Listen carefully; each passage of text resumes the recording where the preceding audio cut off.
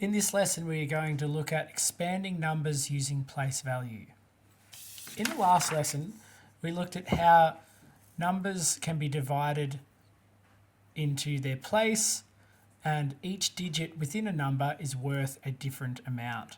We also looked at how each place is either 10 times bigger or 10 times smaller than the previous place. So, what does expanding mean?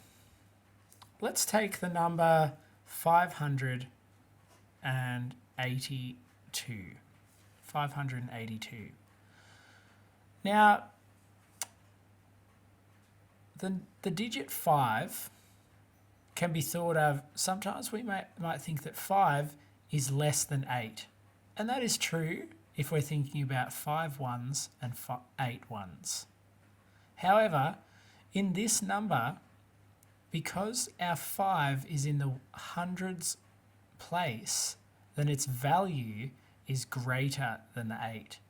This 5 is worth 500 and the 8 is only worth 8 tens.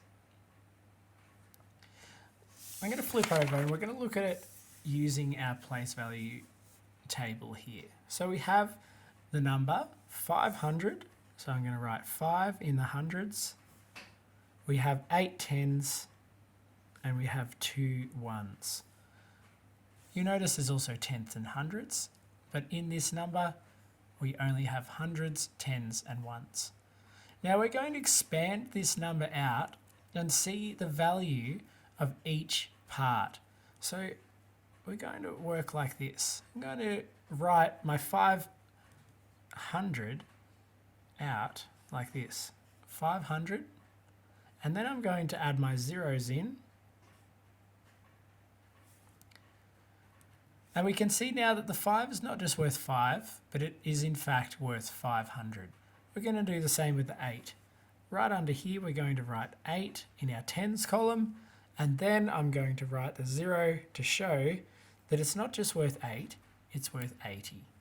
And then, of course, the last one to write is 2. Now this digit 2, because it's in the ones column, it is just worth 2. So we can write this number 582 in expanded form like this. 500 plus 80 plus 2. This is known as expanded form. Expanded form. So imagine we have an elastic band. I have it between my